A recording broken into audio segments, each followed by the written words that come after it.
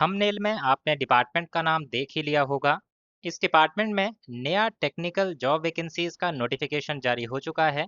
यहाँ पर अगर आपका टेक्निकल बैकग्राउंड है, टेक्निकल क्वालिफिकेशन आपने कर रखी है, तो आपके लिए एक बहुत अच्छी अपॉर्चुनिटी जो है इस ऑर्गेनाइजेशन के द्वारा जारी की गई है, जिसमें आपका सैलरी स्ट्रक्चर भी अच्छा रहेगा।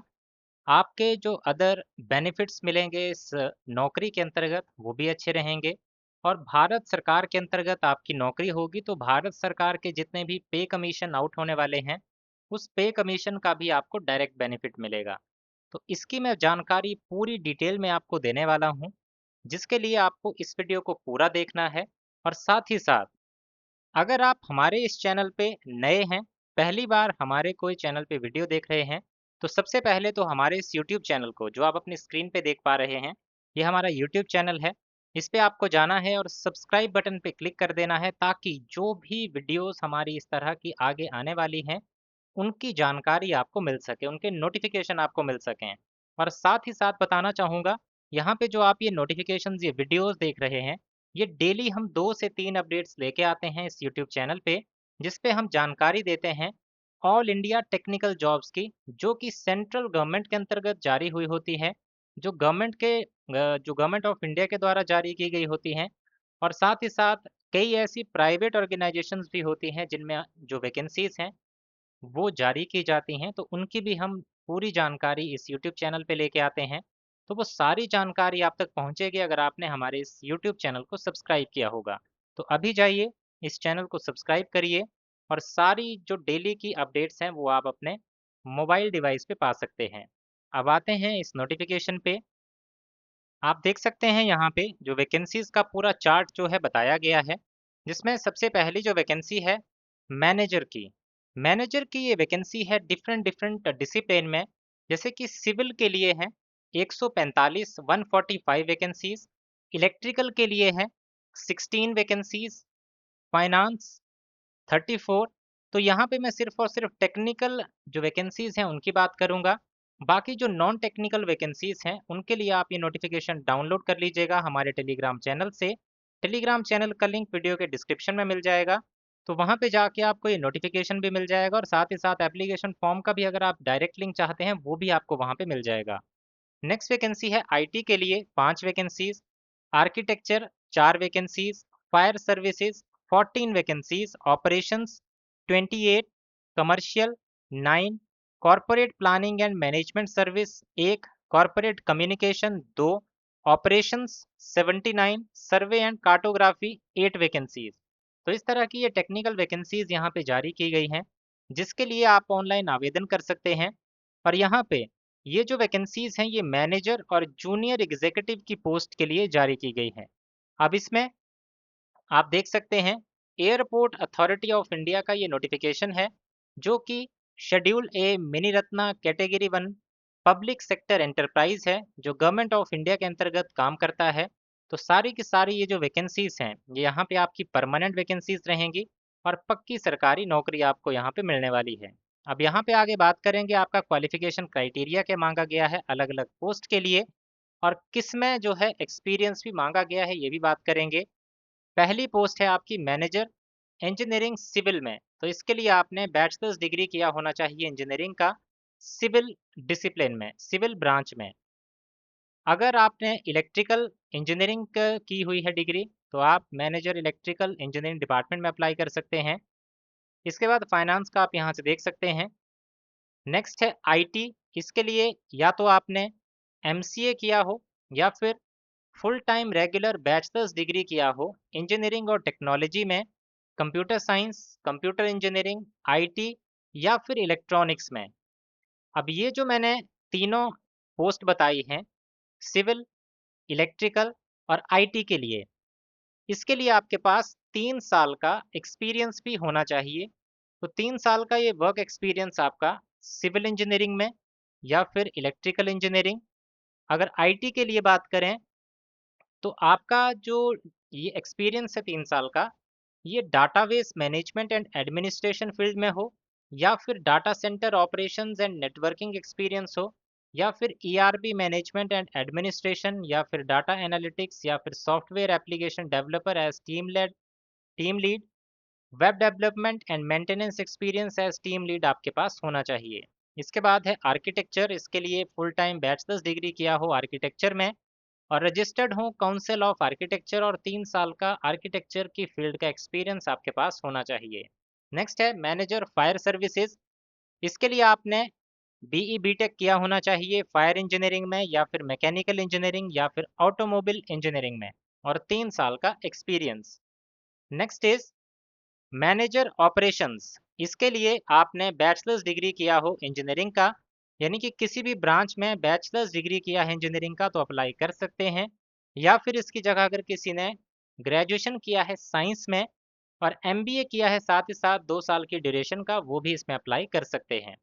नेक्स्ट है मैनेजर कमर्शियल, इसके लिए भी अगर आपने इंजीनियरिंग की डिग्री की है किसी भी ब्रांच में तो भी एलिजिबल हैं, और अगर कोई ग्रेजुएट है, इसमें ऐसा नहीं है कि साइंस में ही ग्रेजुएट हो, किसी भी सब्जेक्ट में ग्रेजुएट हो और एमबीए किया हो मार्केटिंग स्पेशलाइजेशन के साथ तो आप भी इसमें अप्लाई कर सकते हैं। 3-3 साल का एक्सपीरियंस आपका इसके लिए भी होना चाहिए।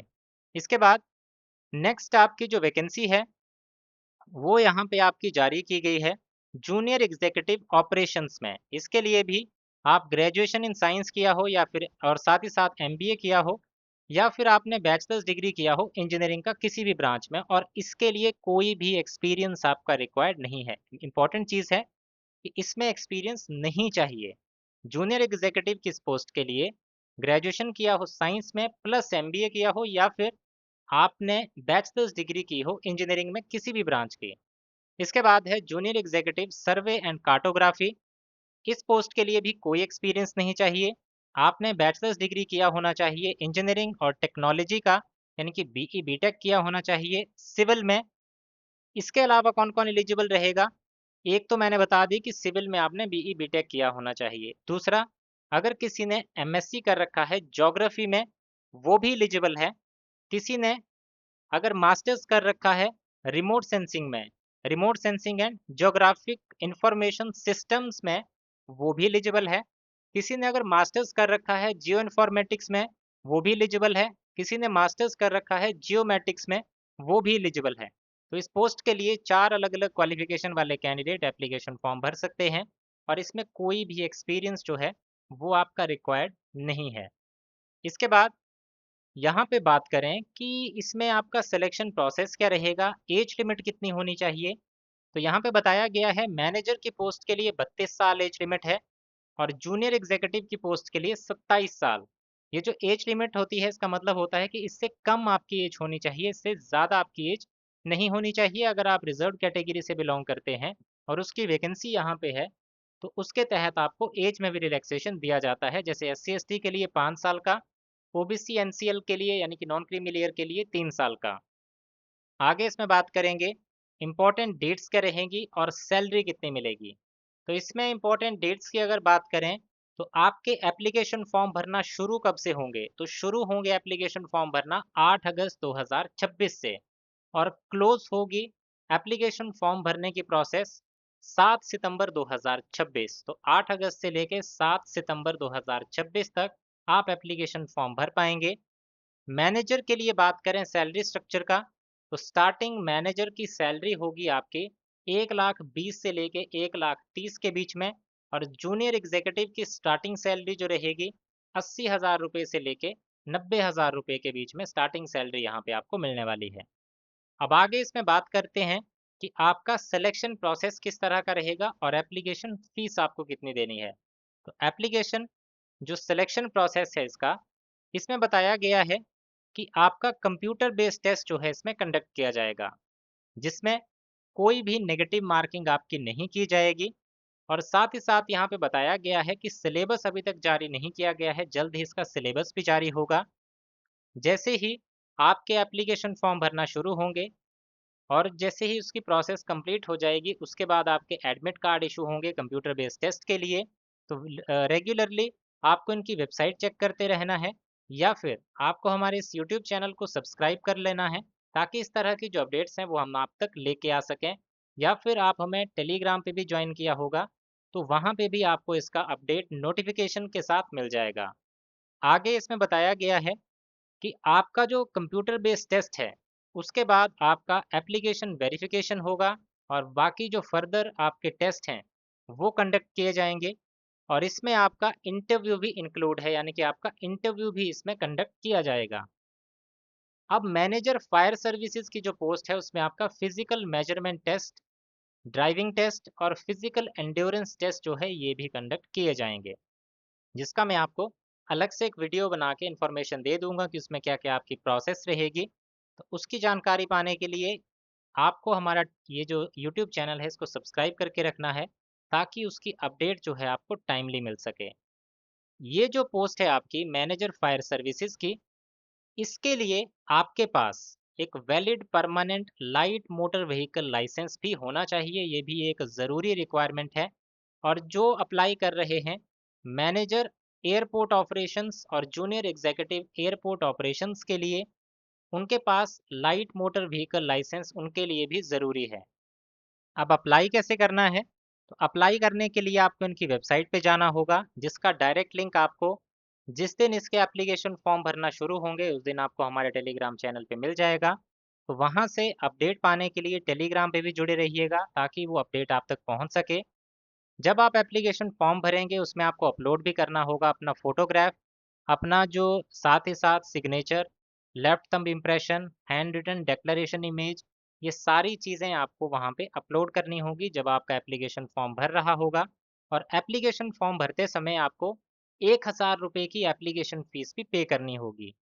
ये फ़ीस उन कैंडिडेट्स के लिए फ्री ऑफ कॉस्ट रहेगा, एप्लीकेशन फॉर्म उनके लिए माफ़ रहेगी जो कैटेगरी बिलोंग करते हैं, SC category, ST category, PWBD candidate हैं या फिर कोई फीमेल कैंडिडेट हैं, उनके लिए भी application form free of cost भरा जाएगा।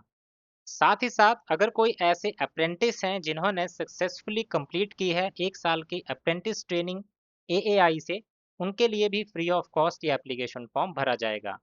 तो इम्पॉर्टेंट डेट्स मैंने आपको बता दी हैं। लास्ट डेट से पहले पहले एप्लीकेशन फॉर्म सबमिट कर लीजिएगा। बाकी इसके अलावा अगर आपका कोई भी डाउट हो तो आप कमेंट सेक्शन में कमेंट करके इसकी पूरी जानकारी ले सकते हैं।